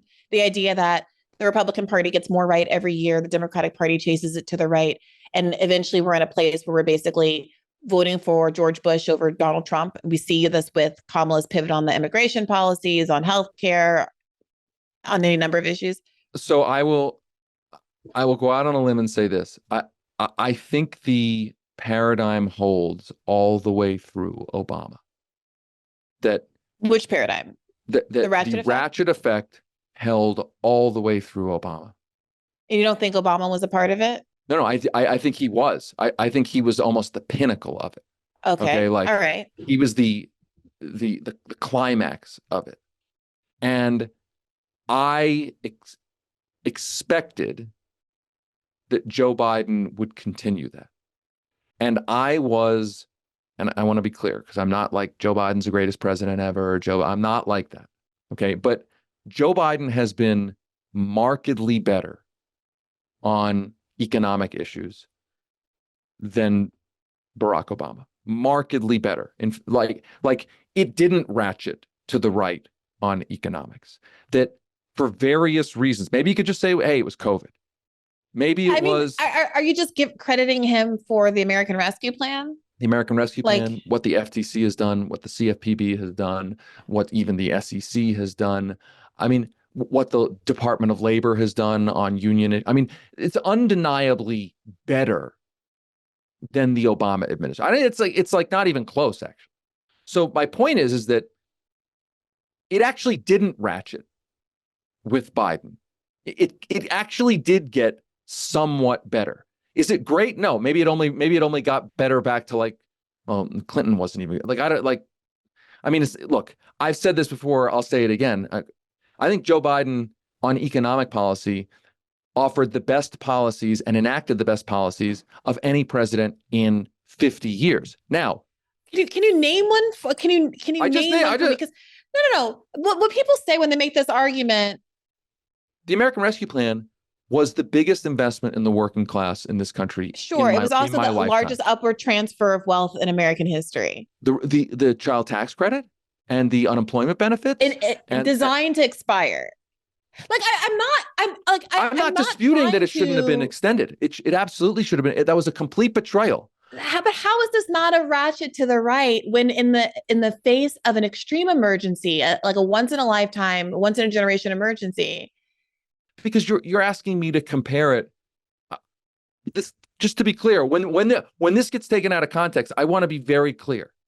Yeah. Compared to Obama, right? Obama came in with a bigger mandate in an equally big crisis, if not bigger, the financial crisis. I mean, the society was incinerated economically. He had a mandate to do anything he wanted, and he chose to bail out the banks, let 10 million people get foreclosed on, and essentially enrich his donors. Now, I agree that saying that Joe Biden has the best economic policies in 50 years is mostly a commentary on basically Jimmy Carter, Bill Clinton, and Barack Obama. So it's not really saying much, and it's not saying that like that means he's the greatest president ever. It's only to say, you asked me, do I think the ratchet effect is sort of an inexorable trend? And I'm saying I did think that at the end of the Obama era. I presumed that would be the case under Biden, and it has been a respite from it. Maybe it's only temporary. Yeah, I don't know. I have a hard time looking at the economic numbers of how people are faring during Joe Biden. I'm not sitting here saying that everything is his fault. But I was precise. There was COVID. I was precise. But the I reality said policy. is policy.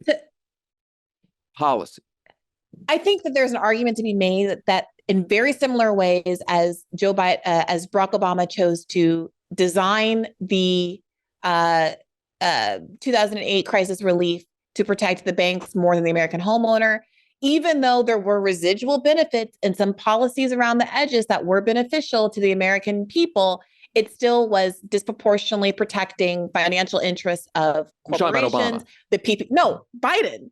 The PPP loans, and how disproportionately the people who benefited from the American Rescue Plan, again, was the largest upward transfer of wealth in American history. And so we can sit here and say, well, there were some TARP funds here and there for the American public under Obama. We can point to genuinely good things, even if they didn't go far enough, like healthcare reform. I'm not going to sit here. I'm not being a stooge for Joe Biden. I'm simply saying that the comparison between what Obama did in the crisis and what Biden did in that crisis, there is no comparison. There is simply no comparison. The American Rescue Plan was the biggest investment in the working class in this country in my lifetime, which says more about the period that I've been alive than it, because I mean, you look back to it's nothing in comparison to the New Deal, the war on poverty, et cetera, et cetera. It's only to say, if you're asking me, does politics always have to inexorably move to the right? I don't buy the argument that the Biden administration is to the right of the Obama administration. Well, that wasn't my question, because I don't believe politics inexorably has to move to the right. My question was, has it been moving to the right because we haven't adopted some of the actions that I think would prevent it from doing so, like guaranteeing your vote to the Democratic Party, no matter how right they've shifted? That was my question. Well, I mean, that's a different question. That's a tactical question. I'm only saying that I think, in comparison, that the Biden administration is not economically on economic policy to the right of the Obama administration. The ratchet effect on economic policy did not carry through the Biden administration. It's just empirically true. The Biden administration's policies are not economically to the right of Obama. They're not. Now, maybe Kamala Harris retrenches back to Obama. That's one of the big fears that I have, is that she's more comfortable in Obama-style politics, which is the politics of never offending any corporate interest at all. I don't think you could say that's the politics of Biden. I think if you look how pissed off the corporate sector is at his FTC. Look how pissed off they are at the CFPB. Lena Khan is doing a lot of work for these arguments. That's all I got to say. Yeah, but those are not small. But it's not small. It's not small. Like busting up giant mergers is not a small thing. Yeah, we'll see if Kamala keeps her. Look, and I have no insight into how she managed to sneak through, because the I mean, that's a big mystery. That's like, I don't get it. The uniqueness, the fact that anybody basically has to say is Lena Khan and the FTC is good, suggests to me I that think maybe a mistake was made. Rohit Chopra at the CFPB is also very, very good. But it's a very narrow, and I don't deny that it's significant, but it's a very narrow lane of compliment that Joe Biden gets when people are trying to make the argument, or when people are making the argument. But don't you think part of it? Don't you think the also, most progressive? Or no. I mean, don't you think part of it is that he? I mean, I'm not saying he can't. Let's not get into a whole other discussion about this, but the Congress has is not a functioning entity.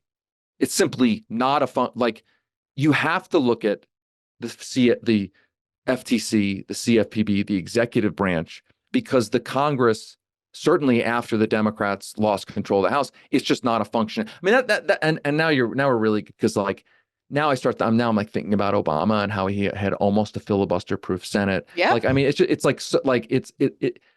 I remain. I mean, I did a whole podcast series called Meltdown all about this.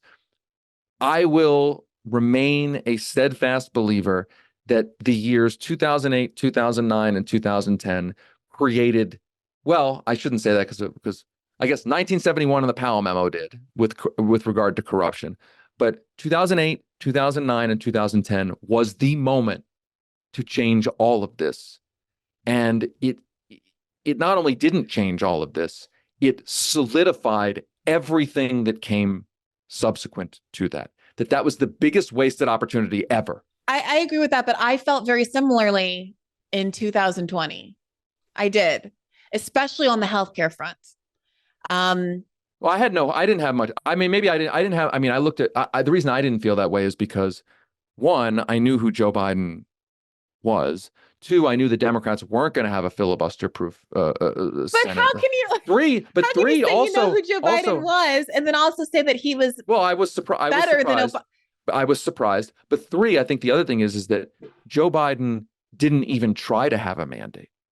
Right. He didn't campaign in a way to give himself a policy mandate the way that Obama did. I mean, people forget now, Obama just ran on hope. That's it's actually not true. He didn't just run on hope and change of vibe. He ran a populist campaign and had a mandate to do specific things and then chose not to. Joe Biden didn't run on anything. He didn't have a mandate to do really anything. Yes and no. He did. I'm sorry. There were some big ticket items. He ran on a $15 minimum wage. I vividly remember, because I was very frustrated by it, the speech, the handover, the torch between Bernie and Biden that happened on Zoom when he dropped out because of COVID, obviously. And the one concession Bernie really pressed was, and you're going to go for a $15 minimum wage. Did you have any questions for me, Bernie, at all? I did, Joe.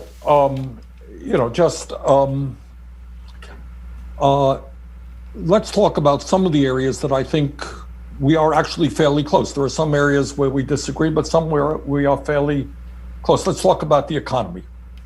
And above and beyond the crisis that we're in right now, you know very well that millions of our people are working for starvation wages. And one of the fights that I've been waging for a number of years now is to raise that minimum wage to at least $15 an hour. Is that something, Joe, that you are supportive of?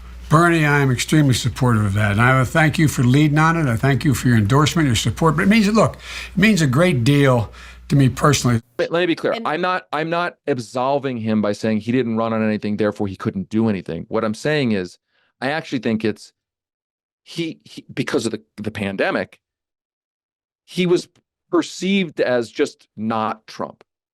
He didn't even have to go out and campaign. He gets into office. He doesn't do a lot of what he promised. I mean, he never talked about the public option ever again, which is a complete betrayal. I mean, he immediately abandoned the $15 minimum wage. Mm-hmm. And sabotaged it. Not just abandoned it. Absolutely. Sabotaged it. Absolutely. And Kamala Harris, by the way, didn't overrule the parliamentarian as she could have to pass the minimum wage for sure. Like, we can go over all. It's not because it's one big team. It's one big team, and they're all playing the game. It's only to say that I think the Biden administration era offers some modicum of not just hope, but proof that if certain things are organized, that there's enough pressure brought to bear on these people, they don't always have to move to the right. And I think that is proven by comparing what Obama did and what Biden did. Now, maybe it was a fluke. You're right. Like, I don't know how Lena Khan got in there. I don't know how Rohit Chopra got in. Like, was Joe Biden like, haha, I'm going to really like crack down on it? Or was he like, I just need somebody good. I like, just give me anybody. Like, I don't know how that happened. Maybe it was just a complete, like, to be clear. So I'm just being clear. I'm not even crediting him personally. I'm just saying like something happened. And I think we have to like acknowledge that. Don't we? If it's not crediting him, I don't know what the benefit of acknowledging that something happened. Okay, what does that mean? I'm talking about what can we plan for? I can say this. Should we strategically do? Okay, I can say this. If something is just like a rocket, a comet striking Earth, well, I'm not going to pay that much attention to it. Okay, let me strike what I said. I will credit him for this, and I have said this. Joe Biden only has, in my view, one skill. One skill. He always knows exactly where the center of the Democratic Party is. And he always positions himself either right in the center or maybe like one click to the right. That's been the way he has been forever. And I think the things that have been better in the Biden administration than in the Obama administration are a reflection of the fact that the center of the party moved. That the center David, of the party I know you don't even believe that. I do. You don't believe that he's the center of the party because you know more than anybody, David, that 88% of Democrats support a policy like Medicare for all. What does it mean to be in the center of the policy when Democrats overwhelmingly support $15 minimum wage? I'm talking about what does it mean? The center of the establishment of his party. Okay, so the center of the right. No, I don't mean like, no, I think there are like liberal senators who are in the establishment. Like if you're like Chris Murphy or whoever, I mean, these are like, these are on the left side of the establishment. Of the elected leadership of the Democratic Party. Not of the people that comprise the Democratic Party. Correct. I should have used more precise language, but correct. Yes. And I think the center of the elected leadership of the Democratic Party has shifted. And I think it shifted because different people were elected. It's been a slow process. It's way too slow to deal with the crises that were, climate and whatever. I mean, I said this to Cenk at the Democratic convention. It's a slow pace of change. It's not an acceptable pace of change. But I just think I'm not going to lie and say that everything that happened in the Biden administration was bad. I take solace in the idea. No one. You don't need to say that. I do, because your listeners will be like, "Oh, you're a total sellout. You're just like a total Biden guy. You like I spent 2 years just working on not having Joe Biden win, right? I mean, I'm not a Joe Biden guy, right? I'm not everything gets decontextualized. I'm just I just think David, the trend. I want to help. I don't want that to be I hope it's clear that how much I value you. I value your reporting. I value you as a person and someone I consider to be a friend. It was such a resource when we were frustrated and all of those times during the Bernie administration, the Bernie campaign. I don't want you to be catching the slings and arrows of my audience, but I also understand why they're doing it. And they're doing it because. Of course, I sympathize with it. I feel it. But David, we get to this point, where it's and I get to hear with so many guests who I also admire and respect, who have been doing really important work, like Jim Zogby and others, where it's because of the knowledge that you have imparted upon me and the reporting that you have done and the explainers that you have offered me, and Ryan and so many others have given me, that have enabled me to understand what happened with the $15 minimum wage and filibuster reform and all these things. I only know all this stuff because of the work that y'all have been doing, right? But I and many in my audience see all of those things and come to the conclusion, because of the knowledge that you've given us, that the thing that we've been doing and trying isn't going to work because of structural impediments that cannot be overcome by working within the system. So let me be very clear. The frustration is that you're not some like a knowledgeable voter in the street. Like, you know, all of these things, and the confusion and the frustration, I think, is why keep kind of banging one's head against this wall? But here's Go ahead. What I always say is, I'm not in the business of counseling people how they should tactically engage with the realities that I report on. I don't think there is one right answer. Like, I don't think I'm not here to say vote this way or vote that way, or always believe in the Democrats or never believe in the Democrats. My role is to do my best to report out the facts as I can unearth them and offer them. And it is up to everybody on their own to decide how to take that information and engage most productively with the most effective tactics. I don't think anybody has a monopoly on what the best tactics are. I don't know what no, I'm not. It's not a cop out. Yeah, but like, you've weighed in tactically on ideas that have been percolating around the left before. I don't do it very often because I honestly think, maybe this is my old age speaking, like, I don't think that I think nobody has a monopoly on what the right tactic is. Like, I don't quarrel with people who say the Democratic Party is completely irredeemable. I'm out. I don't quarrel with people who say I want to move the Democratic Party this way or that way, and I think the most effective way to do that is inside of the primary process. Like, I don't think anybody is right or wrong. I don't think there is a right or wrong. I really don't. And the thing is that I've sort of gotten out of the business of engaging with those questions because I don't think I have the answers to them. It's not a cop out. I'm just being honest. No, I think that's fair. I would say, I don't know what will work, but I do feel increasingly confident about what won't work. That's fair. When I read something like the Powell memo, I'm like, okay, these people have worked to obstruct certain avenues of progress, and those are no longer available to us. Point blank, period. So either there's Supreme Court reform and all these big things happen, or I'm just not hanging my hopes and dreams on Supreme Court cases. The law, we're moving forward. We're moving in a different direction. I saw Bernie as the platonic ideal of a left presidential candidate who got shut down and rigged out twice. I tried. Can't say I didn't try. I gave up my mid-30s for that man. And now I'm moving in a different direction. Okay. So like, that's all I'm saying. And I do think, like, that's fair. For me, like, it feels a little like one step forward, two steps back. If it's like, you're presenting me with all this good stuff, like the Zogby interview was like so frustrating and painful because he tells the story of how he's been trying to work with the Democratic Party for 30 years. And they just keep disrespecting him and bashing him and excluding him. And I feel like, well, do you think that this strategically is like, a good use of your time going forward? Then there's no like cause and effect ever. And it's like, it's not to say that you shouldn't have done that for the last 30 years, because that's why we know it doesn't work, because of your assiduous efforts. I'm glad that Bernie ran, because that's how we know it's not going to work. I'm glad we have the squad. And we've seen how they've been kicked out of office and maligned, because that's how we know it doesn't work. It's useful. We need that to have happened, and no one should feel like they wasted. I think the only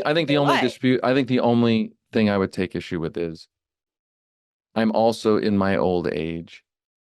David, you're not old. I know. I'm also in my my middle age. I'm also in my middle age.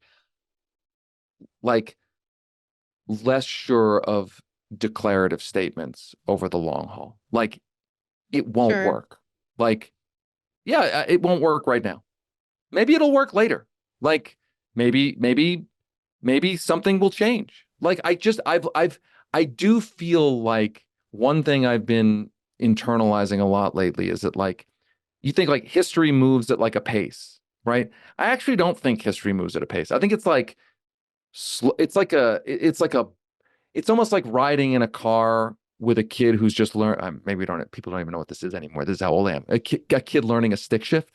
Right? Have you ever been in a car with somebody learning a stick shift where it like lurches forward real fast and then it like barely moves? And like, I just feel like that's what I've come to realize about our country's history and the way history moves. That like sometimes it moves like really fast and lots of times it like barely moves and you never know when it's going to move really fast or move really slow. And like, I don't know, the things you've laid out, you're right. There's an argument that they don't work right now. I think there's an argument for things happen and they move really fast. Sometimes for good, sometimes for bad. In fact, I did write a book about this. I wrote the book, The Uprising in 2008, warning that there was a populist anger in the country and that one side was going to take advantage of it. And I went to go report on conservatives. I went to go report on the left. And I think the conservatives took advantage of it. I think Donald Trump took advantage of it. I think that was the warning I tried to air. And I think that like Donald Trump's the pace of how things moved vis-a-vis Donald Trump is kind of proof of the idea that things can change really, really quickly after feeling like they're not changing at all. And my hope is, this is where I'm like an eternal, maybe hopeless optimist, is that like at some point, maybe that pace of change will actually work in a way that isn't beneficial to the right, that isn't beneficial to the sort of corporate power. That's and that's where I am underneath all my pessimism and cynicism. I am ultimately an eternal, perhaps hopeless and ridiculous optimist. I'm right with you with the caveat that when you say the right, I think it also includes the Democrats. Yeah, for sure. And so it's that's the battle. It's against both of those. Yeah. MFers. I'm not saying the Democratic Party. Yeah, of course. Like, then how do you like what then do you structurally build that can go after both of those groups? Yes, labor, unions, all of those things. And I think the only difference we're having is that I don't think it's the entire Democratic Party. I mean, I've said this before. Like, I think it's almost all the Republican Party. It's like half or a third or 2/3 of the Democratic Party, but I don't think it's the whole Democratic Party. I think there are good people in the Democratic Party. But I feel like that's doing that individualization thing. That's the problem. I think it's a structural, you cannot be a Democrat and have an advanced left policy. Structurally, you cannot be. I don't think that AOC woke up one day and rubbed her hands together Machiavellian like, oh, I'm going to do evil. Well, I don't like the left-right. I don't like the left-right paradigm. I don't know. I don't even know what that word means anymore. Like, I think I would prefer to use the term like top bottom, like. Okay, when you're an elected Democrat and the Democratic Party, if you don't comply and bend the knee to the goals of the Democratic Party, you are allowed to have your little rumspringas here and there and do a rotating villain thing. And I'm going to vote for the Iron Dome this time and you can vote for it next time. For sure. But unless you comply and make sure that the Democratic Party agenda is advanced, you're out. For sure. But you know who you sound like you're describing right now?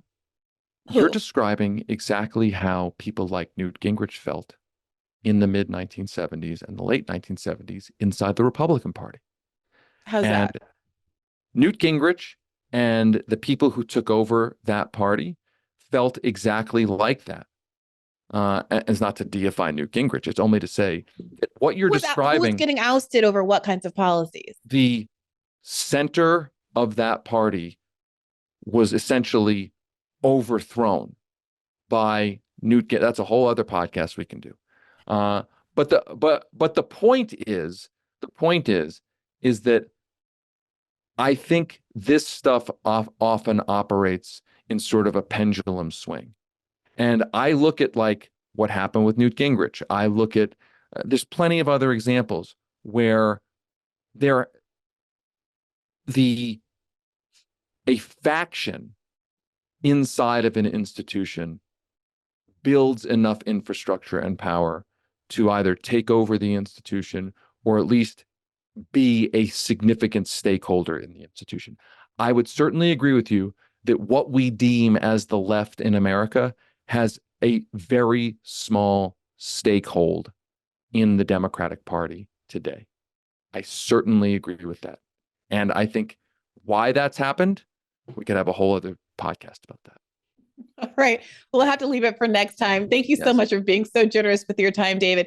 Tell the audience one more time where they can find you at The Lever and at your new podcast. Yes, you can find all of our work at levernews.com. Go subscribe. And please, please, please go check out our new podcast. It took us 2 years to do this podcast series. We put everything we had into it. It's called Masterplan. Search for it on your podcast app. If you don't want to do that, just go to masterplanpodcast.com. I would really appreciate everyone going to just, subscribe in your podcast app, write a nice review, or maybe you don't even have to write a nice review. You can tell me you hate it. That's fine. Just like write something and push the star button, 1 star, 5 star, whatever. Just go check it out. We worked really hard on it. Thank you for saying that also, because it reminds me that I haven't for years told my own audience to go and and review on Apple Podcasts or wherever. Yeah, and I looked recently and I've got dogpiled after I was fired from the Hill by all of the AIPAC Zionist crowd. Yeah. So it would be very much appreciated. Also, thank you for listening to this episode. You can subscribe at patreon.com/badfaithpodcast for an additional episode of Bad Faith Podcast every week, which airs on Mondays. Thank you for your support. As always, take care of yourselves and keep the faith. Hey YouTube, thanks for watching. Just a reminder that this is a podcast. You can catch an extra premium episode every Monday for $5 a month at patreon.com/badfaithpodcast. That's patreon.com/badfaithpodcast for $5 a month, an extra episode every week. Additionally, please do consider liking this video, subscribing to this channel. It helps us out. It helps independent media beat the algorithm. We appreciate you. And as always, keep the faith.